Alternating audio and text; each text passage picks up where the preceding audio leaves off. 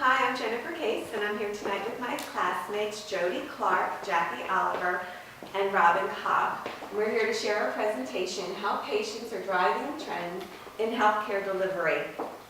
We've all learned these first few weeks in our journey towards our masters in healthcare that the delivery of healthcare has to change in order to be sustainable.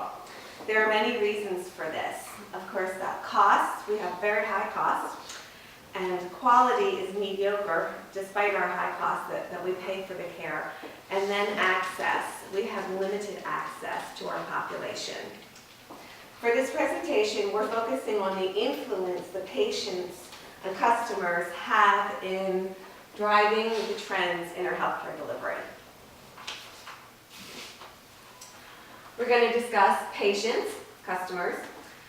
We're going to define patient-centered care, and then we're also going to take a look at the healthcare delivery models, which are worksite clinics, and there's 3 types of those, and then the concierge healthcare. And these are all models that patients have the most influence on in receiving delivery and in the trends going forward. Patients.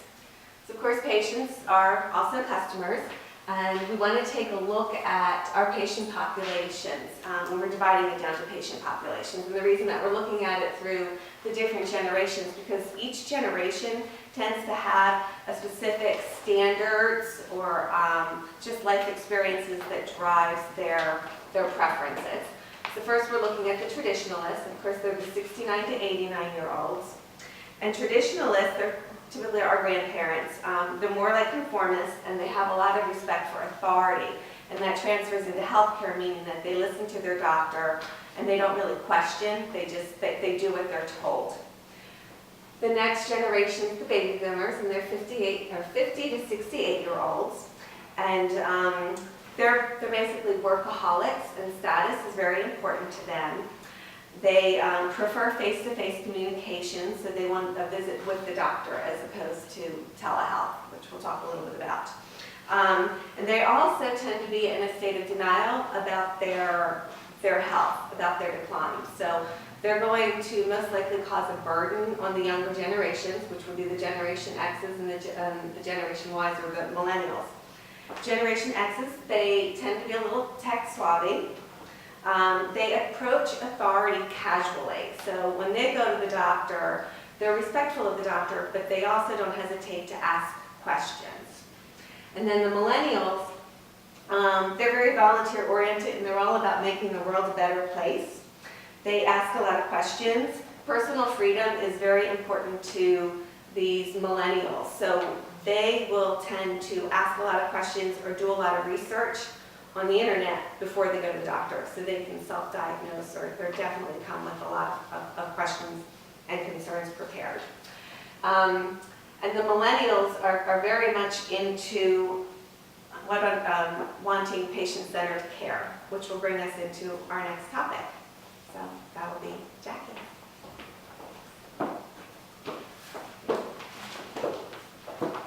Patient-centered care is becoming increasingly important to all facets of healthcare. The Institute of Medicine includes patient-centered care as one of the 6 domains of quality, yet the Institute of Medicine knows that there's a chasm that still exists between the kind of care that patients receive and the care that they should have. This calls for a fundamental change in our system of care, which would benefit the patients and also make the provision of care more satisfying for clinicians.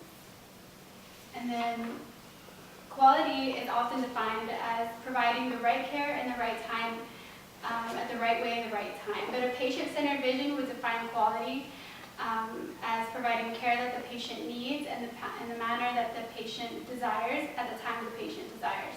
For a long time now, physicians are considered to be the agent for the patient, meaning that they make decisions based on if the patient had all the information that they had access to. But now the trends are going towards patients wanting more access to the information that physicians have. They also want to be more active partners in their own care, and they also want the opportunity to speak about their own treatment decisions as well. And then displayed here are 7 attributes that researchers believe could greatly impact and improve patient-centered care. And I'll expand on each of these attributes in the following slides.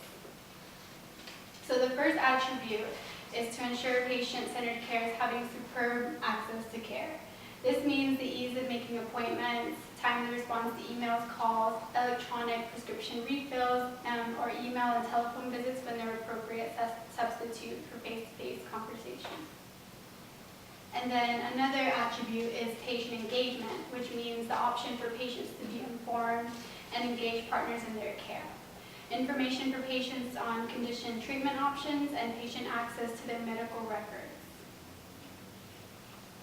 And then another attribute would be clinical information systems, which would include the ease of access to laboratory and diagnostic test results, and then care and coordination, and also integrated care, which is prompt feedback of specialist consultation reports to primary care physicians, tracking of tests, test results, procedures, and the filling of prescription to monitor patient adherence.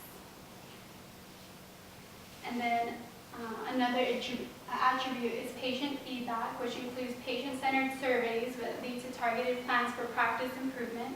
When a patient's informed about their condition, they're more likely to be compliant, and then which leads to better quality of life and satisfaction with the healthcare system in general.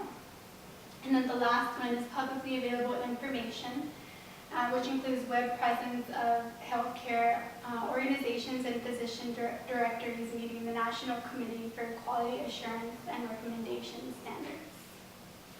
And then, although all these attributes may seem kind of overwhelming since they're already physicians and other care coordinators are pressed for time and may be financially strapped, but in reality, there are many physician practices that integrate these attributes into their practices. These attributes represent a set of discrete, practical steps that healthcare organizations should integrate in their businesses to improve responsiveness to patients' preferences. And then now we're going to talk about healthcare delivery models. And in an effort to meet health consumers where they are and where they are increasingly going, health providers, physicians, and hospitals have begun to extend their services outside the walls of their institutions. At the same time, some alternative settings are seeing the need to better connect and integrate care with traditional settings. This section explores the innovations happening across the expanding continuum of primary care in terms of the following settings and approaches. And now Jodie is going to talk about worksite clinics.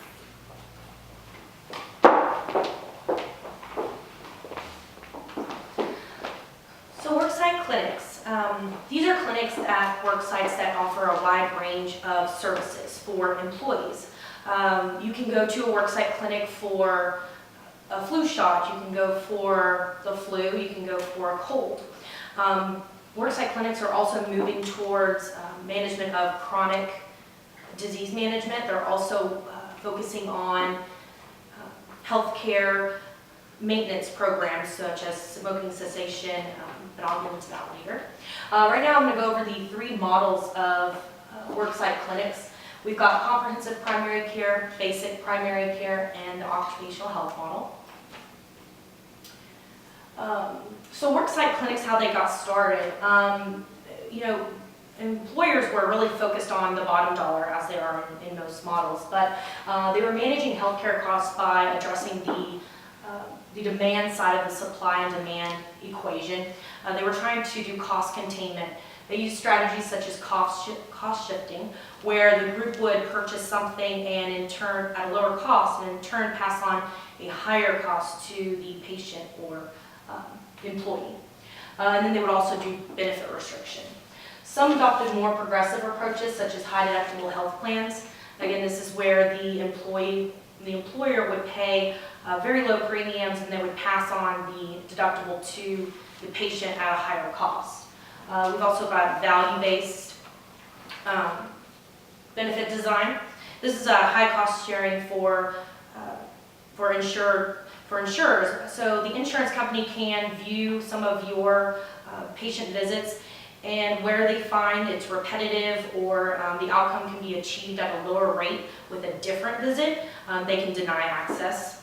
And then they have reference-based pricing that they tried to adopt, and this sets a cap on insurance services that you can claim. So again, the three common worksite models again are comprehensive primary care, basic primary care, and occupational health model. So the first one, the comprehensive primary care, this is for patients where the employer wants this to be their one-stop shop. This is for patients and their families. They will go into this worksite clinic just as they would any primary care provider outside the work environment. It's usually manned by a physician, maybe a nurse practitioner. Usually has extended hours, not so much on the weekends, but along with your primary care provider, you do have access to specialty care. So they could have specialists rotating through the clinics. Again, they also include, on top of the specialist care, they do mental health, diet, dietitians can be a part of it, dental, vision, rehab, and even pharmacy. And the second model, basic primary care, this is supposed to be a supplement to your primary care provider. You would go to this clinic for a flu shot, maybe a cold, anything that's basic, but you would probably do your chronic disease management at your primary care provider. So again, this would also do health screenings, health assessments, and it would also be staffed by a full-time primary care provider, either a physician or a nurse practitioner. The third model is the occupational health model. You'll see this model in more industrial site clinics. It's intended to treat the worker for on-site injuries. They also treat minor injuries and offer screenings as well. This would probably be staffed by a full or a part-time nurse practitioner. So here I show a graph. Worksite clinics, again, are getting into wellness programming. So as you can see here on the graph, it's got small companies in the dark blue and then larger companies in the light blue. You'll see companies offering a wide range of wellness programs. They have even cost discounts for gym memberships, which again treats the patients as a whole. And this is the goal of the worksite clinic, to prevent and treat care. So you would be treating the patient preventatively, whereas in former models we would just do as needed health care. So again, it's smoking cessation, healthy living, lifestyle coaching. They do biometric screenings, which some employees get discounts on their health insurance, weight loss programs, and nutrition classes. So why we provide these services in the workplace. The intent is to engage the employees. You want them in more timely and more regularly. This will prevent disease and help manage their injuries or diseases in a more timely manner. The patient can go in before they would go to an outside primary care provider. The time that they're away from work is shorter with worksite clinics. And again, they'll oversee the chronic conditions as well if you have, if your worksite clinic is able to do so. Some other things that it gets down to is what patients are looking for at their core, which is ease and convenience. This is a major trend for patients, or major trend that patients are driving is worksite clinics, because they're wanting that access to health care that is high quality. So that'll bring us to concierge medicine for Rob.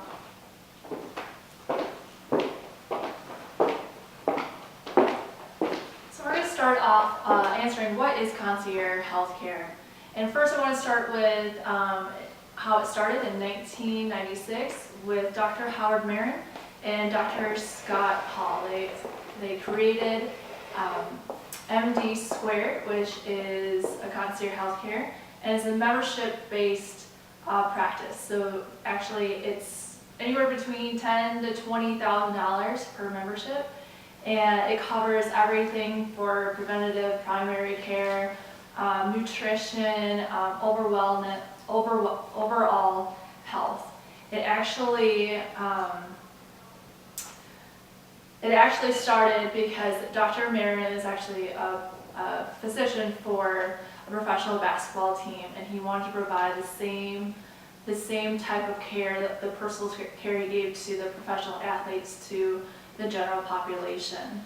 So this gives 24 access to the doctor, and that's through email, their personal phone numbers, and and they can call them anytime for the same day appointment, or actually, in some cases at the higher end, you can actually have the doctor come see you in your office or wherever you're at.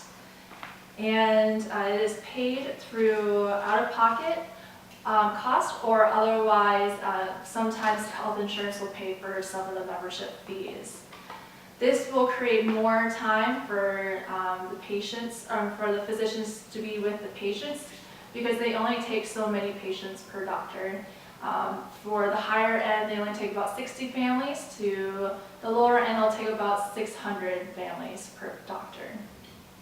And this time will give the physician better quality to tell them what's going on, what's wrong with them, their treatment plan, and be able to follow up with them as well. Also, with the physician, they'll be able to get to know their patients very well and maybe be able to catch something early on that might have not been discovered until later. And with all this, we'll decrease the hospitalization rate for patients who decide to do the concierge care, which decreases the overall cost for healthcare and for the patients themselves. Now I want to start with another report that MSNBC reported in 2009 I found very interesting. It actually brought up the question of quality care in today's healthcare system. They had two women go on to get their mammograms done at the same radiology center in New York. One had paid through insurance and one paid actually out of pocket. They received two different types of care. The person who had the cash payment actually received their appointments a lot quicker, and when they were actually at that appointment, they actually received, they didn't have as much wait time in order to see the doctor, and actually saw a radiologist that day. Also, the difference between the person who paid for their care versus the person who had health insurance, they actually got to see their test results the same day of their appointment, which the person who had health insurance, they had to wait an entire week, pay for another doctor visit in order to see the results. So this really brought to the public's eye the quality care that we're providing to our public and the differences between the two. Now, the person who had paid out of pocket, well, yes, there was a lot more money up front, but they received better experience and their anxiety was much lower than the person who had to wait for their results with the health insurance. Now, the question is this a trend? Well, as we all know, the primary physician, there definitely is a shortage out there. And it's all because of the work environment and income as well. Well, with concierge care, they actually receive a better income with it, and they're able to have a better relationship with their patients. This creates a better work environment for the physicians. Now, there's a steady growth in concierge practices today, and there's even a very high return rate for concierge care patients that return the next year. So with this, it brings a lot of attention and attraction towards physicians who are already finishing medical school who go into primary care as well. So there's already a need, and it's being fulfilled today with the concierge healthcare model. And also, trends are actually going towards more of a two-tier type system where concierge care will not cover everything. It will not cover if you're extremely ill, you would have to go see a specialist for that. But it's considered a very good baseline for you to have. And then the second tier is to have your health insurance to pay for major accidents or major surgeries. So in conclusion, to summarize, patients are seeking more value in their health care. Patients are more educated and involved in their care than before and have more choices to get them for the best medical outcome. As you can see from the models that we presented, our patients have choices and influence the model of care that's being presented today.